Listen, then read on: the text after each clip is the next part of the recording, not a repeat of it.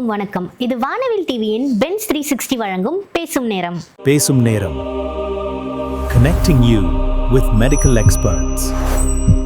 கவிஞர்கள்லாம் என் சுவாசமே அப்படின்னு பாட்டெல்லாம் பாடுவாங்க. அந்த அளவுக்கு நம்ம அன்றாட வாழ்க்கையில சுவாசம் அப்படிங்கிறது ரொம்ப முக்கியம். நம்ம உடம்புல நம்ம சுவாசிக்கிறதுக்கு முக்கியமான இருக்க உறுப்பு அப்படின்னா அது லங்ஸ் தான். ஆனா இந்த சளி, இரும்பல், மூச்சு அடைக்கிறது, மூச்சு டக்குன்னு நிற்கிறது, இந்த மாதிரி ப்ராப்ளம்ஸ் பற்றியும் அதோட சொல்யூஷன்ஸ் பற்றியும் இன்னைக்கு நம்ம கூட பேச வந்திருக்காங்க லங்ஸ் ஸ்பெஷலிஸ்ட் டாக்டர் இன்பஷாம்லா மேம். Welcome ma'am. இந்த எக்ஸசைஸ் பண்ணுறதுனால லங்ஸ் இம்ப்ரூவ்மெண்ட் எதனா?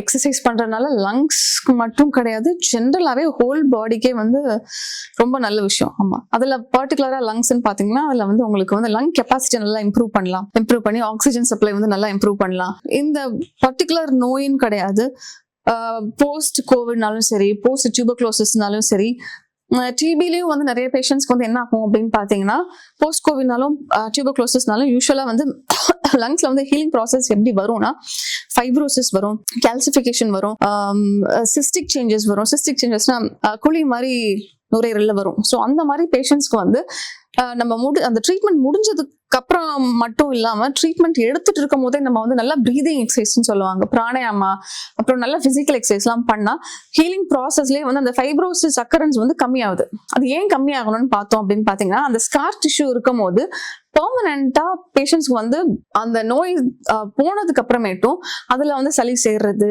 திருப்பி அக்யூமுலேஷன் ஆஃப் அந்த இன்ஃபெக்ஷன்ஸ் வருது, அந்த மாதிரிலாம் திருப்பி வரும். நம்ம இந்த மாதிரி ப்ரீதிங் எக்ஸசைஸ், பிசிக்கல் எக்ஸசைஸ், அந்த ஆக்டிவிட்டி எல்லாம் கொடுக்கும் போது அந்த ஸ்கார் டிஷ்யூ ஃபார்மேஷன் வந்து கம்மியாகும். ஸோ பெர்மனண்டா வந்து பேஷண்ட்ஸ்க்கு வந்து கடைசி வரைக்கும் இந்த மாதிரி ரிப்பீட்டட் இன்ஃபெக்ஷன்ஸ் வந்து வராம நம்ம பார்த்துக்கலாம். இப்போ நீங்கள் பார்க்குற பேஷண்ட்ஸ் இல்லைனா லைக் லங் டிசீஸ் இல்லை இன்ஃபெக்ஷன், ப்ரீத்திங் இன்ஃபெக்ஷன் இருக்கிற பேஷண்ட்ஸ் வந்து காமனாக பண்ணுற தப்புனா என்ன மேம் சொல்லுவீங்க? லங் பேஷண்ட்ஸ்ன்னு இல்லை, ஜென்ரலாகவே எல்லா பேஷண்ட்ஸுமே எல்லாருமே பண்ணுற தப்பு வந்து ஏதாவது ஒரு சிம்டம்ஸ் வருதுன்னு வச்சுக்கோங்களேன். இப்போ நுரையீரல்னா நமக்கு வந்து இருமல் வருது, சளி வருது, ப்ரீதிங் இஷ்யூ வருது அப்படின்னா டக்குன்னு போயிட்டு கடையில் போயிட்டு எதையாவது ஒன்று வாங்கி சாப்பிட்றது. இப்போ இருமல்னு எடுத்துக்கிட்டா அது வந்து நுரையீரல்னால மட்டும் வராது, நிறைய ரீசன்ஸ்னால வரும். ஜிஆர்டி இருந்தா வரும், அப்புறம் கேஸ்ட்ரைட்டிஸ் இருந்தா வரும் இல்லைங்களா. இப்ப மூச்சு வாங்குதுன்னு வச்சுக்கோங்களேன், மூச்சு வாங்குது அப்படின்னு சொல்லிட்டு ஏதாவது ஒரு மருந்தை போய் வாங்கி சாப்பிடுவாங்க. அந்த மாதிரி சாப்பிடக்கூடாது. எந்த நோய் வந்தாலுமே வந்து எதனால வருதுன்னு நம்ம தெரிஞ்சுக்கணும். தெரிஞ்சுட்டு அதுக்கேற்ற மாத்திரை எதாவது போட்டாதான் நமக்கு வந்து இது கேட்கும். இப்போ ஜெனரல் ஃபீவர் எடுத்துக்கோங்க, ஃபீவர் வந்து ஒரு நோய் கிடையாது, ஏதோ ஒரு இன்ஃபெக்ஷன்னாலதான் நமக்கு வந்து ஃபீவர் வருது. ஸோ பேசிக்கா எதனால இன்ஃபெக்ஷன் வருதுன்னு ஃபர்ஸ்ட் பார்க்கணும். பார்த்துட்டு அதை ட்ரீட் பண்ணாதான் இது சரியாகும். ஃபீவர் வருதுன்னு சொல்லிட்டு பேராசிட்டமாலே போட்டுட்டு இருந்தா நமக்கு வந்து அது சரியாகாது. ஸோ அது நுரையீரலுக்குன்னு இல்லை, எல்லாத்துக்குமே அப்படிதான். உங்களுக்கு ஒரு டிஸ்டர்பன்ஸ் இருக்கு, ஒரு கம்ப்ளைண்ட்ஸ் இருக்கு அப்படின்னா எதனால வருதுன்னு ஒரு டாக்டரை பார்த்துட்டு அதுக்கான இன்வெஸ்டிகேஷன் எடுத்துட்டு அந்த இன்வெஸ்டிகேஷன் என்ன வருதோ அதை பொறுத்து தான் நம்ம மாத்திரை வாங்கி போடணும். பட் நிறைய பேர் லைக் கூகுள் பண்ணி பார்த்துட்டு இல்லை டிவியில் ஆட் பார்த்துட்டு வாங்கி சாப்பிட்றாங்க. அந்த மாதிரி சாப்பிடக்கூடாது. அந்த மாதிரிலாம் எப்பவுமே நம்ம வந்து மருந்தோ மாத்திரைகளை வந்து எப்பவுமே எடுக்கக்கூடாது. இன்னொன்னு என்னன்னா, அதனால ஏர்லியா நம்ம நிறைய நோயை வந்து பிக்கப் பண்ணிக்கலாம். இந்த காஃப் சிரப்லாம் சும்மாவே நார்மலா போயிட்டு வாங்கி சாப்பிட்றாங்க. அப்புறம் அந்த பண்ணக்கூடாது. சாக்லேட்ஸ், ஜிஞ்சர் சாக்லேட்ஸ்லாம் சாப்பிட்றாங்க. ஜிஞ்சர் சாக்லேட்ஸ், காஃப் சிரப்னு பாத்தீங்கன்னா அது வந்து ஒரு சாக்லேட்டுங்கிற கேட்டகரியில நீங்க வாங்கி போட்டுக்கலாம், ட்ரீட்மெண்ட்டுங்கிற கேட்டகரியில அது வராது. காஃப் சிரப்னு எடுத்துக்கிட்டீங்கன்னா காஃப் முதல்ல எதனால வருது அப்படிங்கறத முதல்ல நம்ம தெரிஞ்சுக்கணும். நிறைய காஃபோட சேர்த்து ஸ்பூட்டம் வருதா, அப்படி ஸ்பூட்டம் வந்தா அந்த ஸ்பூட்டம் எதனால வருது அப்படின்னு நம்ம தெரிஞ்சுட்டு அதுக்கேற்ற மாதிரி காஃப் சிரப்ஸ் எடுத்தாதான் நமக்கு வந்து அது கியூர் ஆகும். அது கியூருங்கிறத விட நம்ம வந்து ஃபர்ஸ்ட் அது என்னன்னு தெரிஞ்சுக்கணும், அது என்ன நோயின்னு தெரிஞ்சுக்கணும். அப்பதான் வந்து மற்றவங்களுக்கும் அது பரவாம நம்ம பார்த்துக்க முடியும். நம்மளாம் எதையாவது ஒண்ணு வாங்கி எதையாவது நம்ம குடிச்சோம்னா அது நமக்கு இன்னும் மென்மேலும் நம்மள வந்து அது ஒரு பாய்சன் மாதிரி ஆயிரும். அது நிறைய பேருக்கு இப்ப கூட ரீசெண்டா நிறைய குழந்தைங்க எல்லாம் இறந்தாங்க இல்லைங்களா. ஏதோ நேமே தெரியாத ஏதோ காஃப் சிரப்பை வாங்கி கொடுத்து நிறைய குழந்தைங்க எல்லாம் இறந்தாங்க. ஸோ அந்த மாதிரிலாம் நம்ம பண்ணக்கூடாது. அது வந்து மிகப்பெரிய தப்பு. ஒரு இன்ஃபெக்ஷன் வருது, ஒரு நமக்கு வந்து ஒரு டிஸ்டர்பன்ஸ் வருது, கம்ப்ளைண்ட்ஸ் வருதுனாலே ஏர்லியாவே போயிடணும். ஸோ அப்பதான் அது என்ன நோய் நம்ம பார்த்து கண்டுபிடிச்சு அதுக்கேற்ற மாதிரி ட்ரீட்மெண்ட்டை நம்ம ஸ்டார்ட் பண்ணி நம்ம அதை கண்டினியூ பண்ணலாம். பிளஸ் அப்படி நம்ம கண்டினியூ பண்ணிட்டோம், ஒன்று ப்ரிஸ்கிரைப் பண்ணிட்டாங்க அப்படின்னா அது என்ன ப்ரிஸ்கிரைப் பண்ணியிருக்காங்களோ அதை கண்டினியூஸா நம்ம எடுக்கணும். அதையும் பாதியில் நம்ம ஸ்டாப் பண்ணக்கூடாது. கொஞ்சம் நல்லான உடனே இப்பெல்லாம் ஆன்டிபயோட்டிக்ஸ் எல்லாம் பாத்தீங்கன்னா கொஞ்சம் நல்லான உடனே இப்போ 3 நாள் எடுக்கணும்னா 3 நாள் எடுக்கணும், 5 நாள் எடுக்கணும் 5 நாள் எடுக்கணும், காலையில நைட் எடுக்கணும்னு சொன்னா அதையும் கண்டிப்பா எடுத்துதான் ஆகணும். அது காலையில நான் ஒரு நாளைக்கு 1 தான் எடுப்பேன், 2 தடவை எடுக்க மாட்டேன், இல்ல 2 நாள் தான் எடுப்பேன், எனக்கு கொஞ்சம் சரியாயிடுச்சுன்னா அதை விட்டுருவாங்க. கொஞ்சம் தொண்டை வலி இருக்கும், அதை நம்ம கொடுக்குறோம், ஒரு 5 நாள் கொடுக்குறோம் அப்படின்னா 2 நாள் எடுத்துட்டு அதை விட்டுருவாங்க. அந்த மாதிரி எல்லாம் பண்ணக்கூடாது. 5 நாள் கொடுத்தாங்கன்னா 5 நாள் எடுத்தாதான் நமக்கு ரெசிஸ்டன்ஸ் வராது. பாத்தீங்கன்னா ரீசெண்டா அசித்ரோமைசின் சொல்றோம், அதெல்லாம் வந்து பயங்கரமா எடுத்து கண்டமணிக்கு எடுத்து இப்போ நிறைய பேருக்கு வந்து அது கேட்க மாட்டேங்குது. அது நம்ம கொடுத்தாலும் அது ரெசிஸ்டன்ஸ் ஆயிருது. அதுக்கும் மேல உள்ள ஆன்டிபயோட்டிக்ஸ் கொடுத்தாதான் அது வந்து கேக்குது. அந்த மாதிரி ஆயிடுச்சு. ஸோ அந்த மாதிரி தப்பு நீங்க பண்றதுனாலதான் இந்த மாதிரி ரெசிஸ்டன்ஸ் எல்லாம் வருது. இது வந்து நார்மல் பாக்டீரியால மட்டும் கிடையாது, டிபிலையுமே வந்து மல்டி ட்ரக் ரெசிஸ்டன்ஸ் அந்த ஸ்ட்ரெயின்லாம் வந்துருச்சு. ஸோ இந்த மாதிரி கரெக்டா மாத்திரை போடாம 6 மாசம் போடணும்னா அது போடுறது கிடையாது, 1 மாசத்துல நிறுத்துறது, 2 மாசத்துல நிறுத்துறது, அப்புறம் திருப்பி ஆரம்பிக்கிறது, அப்புறம் ஒரு 2 மாசம் போடுறது, இந்த மாதிரி எல்லாம் பேஷண்ட்ஸ் பண்றாங்க. இப்படி பண்றதுனால நிறைய மல்டி ட்ரக் ரெசிஸ்டன்ட் ஸ்ட்ரெயின்லாம் வந்து இப்போ புதுசா வர ஆரம்பிச்சிருச்சு. ஸோ அந்த மாதிரி தப்பெல்லாம் நம்ம பண்ணக்கூடாது. இப்போ காஃப் வந்து அதிகமா பண்ணா சீயோட சேர்ந்து இல்ல சளியோட சேர்ந்து பிளட் வருது இல்ல மேம், ஸோ அது எதனால நடக்குது? லங்கை பொறுத்த வரைக்கும் எதனால வருதுன்னு பாத்தீங்கன்னா சளியோட ரத்தம் வரும். சளியோட கொஞ்சம் கலந்த மாதிரியும் வரலாம், இல்ல பியோர் ரத்தமாவும் வரலாம். பியோர் ரத்தமா வந்தானா அது கண்டிப்பா அது வேற என்னங்கிறது நம்ம பார்க்கணும். அது உடனே போய் ஹாஸ்பிட்டல் போயிட்டு அட்மிட் ஆறதுதான் நல்லது. டிபியை தவிர வந்து கேன்சர்னு சொல்லுவாங்க இல்லைங்களா, அதனாலயும் வரலாம். இது நுரையீரலை பொறுத்த வரைக்கும். மற்றபடி என்னன்னா கிரானிக்கா சில பேஷண்ட்ஸ் வந்து காஃப் பண்ணி தொண்டை புண்ணாகி அதனால கூட வரலாம். இந்த ஸ்டீம் இன்ஹலேஷன் சொல்றாங்களே மேம், இந்த ஆவி பிடிக்கிறது எல்லா லங் ப்ராப்ளம்ஸ்க்குமே கேட்குமா? இல்லை, ஸ்டீம் இன்ஹலேஷன் அப்படிங்கிறது பார்த்தீங்கன்னா எல்லா லங் ப்ராப்ளமுமே கேட்காது. சிலருக்கு வந்து சைனோசைட்டிஸ்ன்னு சொல்லுவாங்க இல்லைங்களா, இங்கெல்லாம் வலிக்கும். ரொம்ப கோல்டு வந்தால் இங்கே வலிக்கும், தலை வலிக்கும், தலையில ரொம்ப வலிக்கும். ஸோ அந்த மாதிரி இருக்க பேஷண்ட்ஸ்க்கு வந்து ஸ்டீம் இன்ஹலேஷன் வந்து ஓரளவு கேட்கும். கோல்டு இருக்கவங்களுக்கு கோல்டுன்னா நம்ம ஜென்ரலாக கோல்டு எல்லாத்தையும் கோல்டுன்னு சொல்லிட முடியாது. வைரல் இன்ஃபெக்ஷனால கோல்டு வரும், அப்புறம் அலர்ஜினால கோல்டு வரும். அதுக்கு கூட ஸ்டீம் இன்ஹலேஷன் கேட்காது. சைனோசைட்டிஸ் தான் ரொம்ப நல்லா கேட்கும். ஸோ இப்போ நார்மலாக அந்த செஸ்ட் பெயின் வந்தாவே அது லங் ப்ராப்ளமா மேம்? காஃப்னாலும் சரி, செஸ்ட் பெயின்னாலும் சரி, உங்களுக்கு வந்து லங் ப்ராப்ளம்னாலையும் வரலாம், இல்லை ஹார்ட்ல இஷ்யூஸ் இருந்தால் வரலாம், இல்லை உங்களுக்கு அனீமியா அப்படின்னு சொல்கிறோம் இல்லைங்களா, ரத்த சோகை இது கம்மியாக ஹீமோகுளோபின் கம்மியாக இருந்தாலும் உங்களுக்கு வந்து ப்ரீதிங் இஷ்யூஸ் வரலாம். சிலருக்கு வந்து கேஸ்ட்ரைட்டிஸ் இருக்கும். கேஸ்ட்ரைட்டிஸ் இருந்தாலும் ஜிஆர்டி ப்ராப்ளம்னாலையும் இங்கே வந்து உங்களுக்கு காஃப் வர மாதிரி இருக்கும். ஸோ காஃப்ங்கிறது வந்து லங்ஸில் ப்ராப்ளம் இருக்கிறனால மட்டும் வராது. அதே மாதிரி தான் ஷார்ட்னஸ் ஆஃப் பிரெத், ப்ரீதிங் டிஃபிகல்ட்டியும் வந்து வருது அப்படின்னா அது வந்து நுரையீரலில் ப்ராப்ளம் இருக்கிறனால மட்டும் வராது, நிறைய இஷ்யூஸ்னால வரலாம். இப்போ மோஸ்ட்லி இந்த ப்ரீத்திங் ப்ராப்ளம் இல்லை லங் ப்ராப்ளம் அப்படின்னு சொன்னாவே அந்த டிபி, அப்புறம் அந்த சிஓபிடி, வீசிங், அப்புறம் அந்த டஸ்ட் அலர்ஜி, இதெல்லாம் தான் வந்து மோஸ்ட்லி எல்லாருக்குமே தெரியும். இதையும் தாண்டி ஏதாவது இருக்கா? இதையும் தாண்டி பார்த்தீங்கன்னா ஜெனட்டிக் டிசார்டர்ஸ் நிறைய இருக்கு. லைக் சிஸ்டிக் ஃபைப்ரோசிஸ் இருக்கு, ஆல்ஃபா-1 ஆன்டிட்ரிப்சின் டெஃபிஷியன்சி இருக்கு. இது மட்டும் கிடையாது, நிறைய இருக்கு. இது தவிர வந்து ஐஎல்டின்னு சொல்லுவாங்க, இன்டர்ஸ்டிஷியல் லங் டிசீஸ், அதுவும் நிறைய இருக்கு. அதுக்கு கீழே இன்னும் நிறைய டிசீசஸ்லாம் இருக்கு. ரிமட்டாய்டு ஆர்த்ரைட்டிஸ், அதனால வர ஐஎல்டி, ஆட்டோமியூன் டிசார்டர்ஸ்னால வர நிறைய ஐஎல்டிஸ், இதெல்லாமும் நிறைய இருக்கு. ஆக்குபேஷனல் லங் டிசீஸ், அது கீழேயும் நிறைய டிசீசஸ்லாம் இருக்கு. லைக் சிலிகோசிஸ், அப்புறம் பேகசோசிஸ், பிசினோசிஸ், இந்த மாதிரி நிறைய டிசீசஸ் இருக்கு. இப்போ மோஸ்ட்லி அந்த கோல்ட் வெதர்னா வந்து லங்ஸுக்கு ஒத்துக்காது அப்படின்னு சொல்றாங்களே மேம், அது உண்மையா? கோல்டு வெதரும் வந்து ஒத்துக்காதெல்லாம் கிடையாது. ஒரு சிலருக்கு வந்து சில ஃபுட்டெல்லாம் வந்து அலர்ஜி மாதிரி இருக்கும். ஸோ அவங்களுக்கு தான் வந்து ஆஸ்துமா, அந்த மாதிரி நுரையீரல் சுருங்குறது, தட் இஸ் அந்த மூச்சுக்குழாய் சுருங்குறது, அந்த மாதிரிலாம் இருக்கும். இது வந்து அலர்ஜிக்கா இருக்கிற பேஷண்ட்ஸ், இதுக்கு வந்து ஒத்துக்காத பேஷண்ட்ஸ், அவங்களுக்கு தான் வந்து அது ஒத்துக்காது. மற்றபடி எல்லாருக்கும்லாம் கிடையாது, ஜென்ரலைஸ் பண்ண முடியாது நம்ம இது. இப்போ காஃப் வந்தா ஆன்டிபயோட்டிக்ஸ் தான் சொல்யூஷனா இல்லை அதையும் தாண்டி ஏதாவது ஃபுட்ஸ் அந்த மாதிரி? சொன்ன மாதிரி காஃபோட காசுன்னு பார்த்தீங்கன்னா நுரையீரல்ல மட்டும் கிடையாது.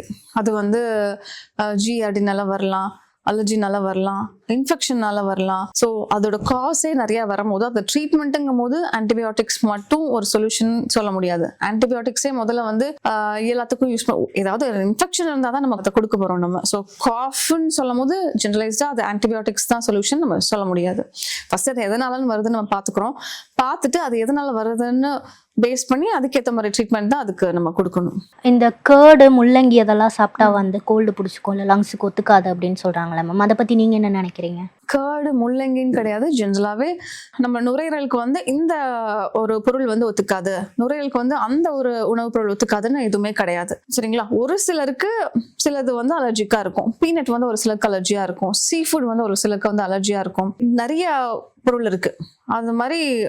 பட் ஜென்ரலா வந்து எதையுமே வந்து நம்ம அலர்ஜி அப்படின்னு நம்ம சொல்ல முடியாது. சில நேரங்கள்ல சிட்ரஸ் ஃப்ரூட்ஸ்ன்னு சொல்லுவாங்க இல்லைங்களா, ஆரஞ்சு, லெமன், அதெல்லாம் சாப்பிட்டா சில ஆஸ்மா பேஷண்ட்ஸ்க்கு வந்து இந்த காஃப் எல்லாம் வந்து கொஞ்சம் அக்ரிவேட் ஆகும்.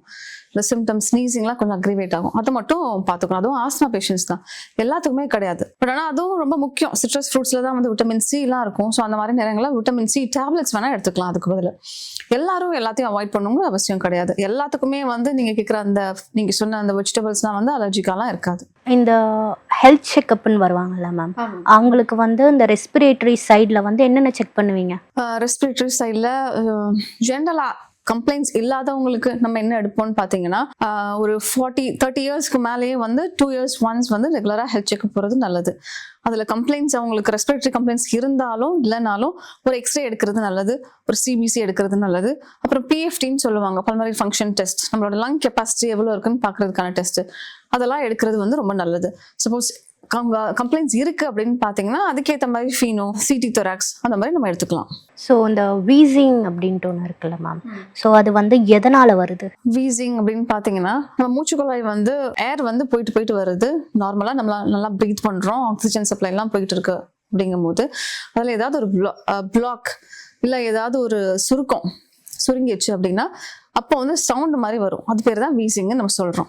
ஸோ இந்த ஸ்விம்மிங் செஞ்சால் வந்து வீசிங் வந்து கண்ட்ரோல் ஆகும் அப்படின்னு சொல்கிறாங்களா மேம்? ஸ்விம்மிங்னு இல்லை, ஜென்ரலாகவே எல்லா ஃபிசிக்கல் ஆக்டிவிட்டீஸுமே சரி இல்லை ப்ரீதிங் எக்ஸசைஸும் சரி நமக்கு வந்து லங் கெப்பாசிட்டியை வந்து நல்லா இம்ப்ரூவ் பண்ணும். அப்படி இம்ப்ரூவ் பண்ணும் போது ஆப்வியஸ்லி நமக்கு லங் கம்ப்ளைண்ட்ஸ்லாம் வந்து கொஞ்சம் டிக்ரீஸ் ஆகும். அந்த பஃப் எடுக்கிறாங்கல்ல மேம், ஸோ அது வந்து ஆக்சுவலி எனக்கும் வீசிங் இருந்தது. நான் வந்து லைக் சின்ன வயசில் போகும்போது ஒரு 3 months இல்லை 6 months வரைக்கும் எடுத்துக்கிட்டோம், அதுக்கப்புறம் போதும் அப்படின்ட்டாங்க. ஸோ வந்து ஆனால் நிறைய பேர் வந்து அதை கண்டினியூ பண்ணிக்கிட்டே இருக்காங்க. இதை வந்து கண்டினியூ பண்ணிகிட்டே தான் இருக்கணுமா இல்லை ஒரு ஸ்டேஜுக்கு மேலே ஸ்டாப் பண்ணிடலாமா? அது வந்து பேஷண்ட்டோட கண்டிஷனை பொறுத்து தான் இருக்குது. சிலருக்கு வந்து ரொம்ப ஈஸ்னோஃபில் கவுண்ட்ஸ்லாம் வந்து ரொம்ப அதிகமாக இருக்கும், சிலருக்கு வந்து அந்த சிம்டம்ஸ் வந்து ரொம்ப அதிகமாக இருக்கும். பர் இயருக்கு வந்து அதோட சிம்டம்ஸ் வந்து எந்த அளவுக்கு வருது, எந்த அளவுக்கு வீசிங் வருது பொறுத்து நம்ம வந்து அதை வந்து கண்டினியூ பண்ணணும். பிளஸ் அதை நமக்கு வேண்டாம், அந்த பேஷண்ட் ஓரளவு நல்லா ஆயிட்டாங்க அப்படின்னா அதை வந்து டேப்பர் கூட நம்ம பண்ணிக்கலாம். பட் மோஸ்ட்லி வந்து உங்களுக்கு சிம்டம்ஸ் சரியா இருக்குன்னா அதை கண்டினியூ பண்றதா நல்லது. நிறைய பேர் வந்து இப்போ நீங்க கேட்கறனால சொல்றேன், நிறைய பேர் வந்து அதை பஃப் எடுக்கிறதுக்கே யோசிக்கிறாங்க. டேப்லெட்ஸ் கூட போட்டுக்கிறாங்க, எனக்கு டேப்லெட்ஸ் கொடுத்துருங்க இல்லை இன்ஜெக்ஷனை கூட போட்டுருங்க, ஆனால் எனக்கு பஃப் வேணாம். அது ஒரு ஸ்டிக்மா மாதிரி இருக்கு. பஃப் எடுத்தா அது ஏதோ அதுக்கு நாங்கள் அடிக்ட் ஆயிடுவோமா அப்படின்லாம் நினைக்கிறாங்க. பட் அப்படிலாம் நினைக்க வேண்டாம். பஃப்ங்கிறது மோஸ்ட் சேஃபர் ட்ரக். நம்ம ரெஸ்பிரேட்டரி சிஸ்டம் பொறுத்த வரைக்கும் டேப்லெட் எடுக்கிறத விட பஃப் வந்து ரொம்ப சேஃப்.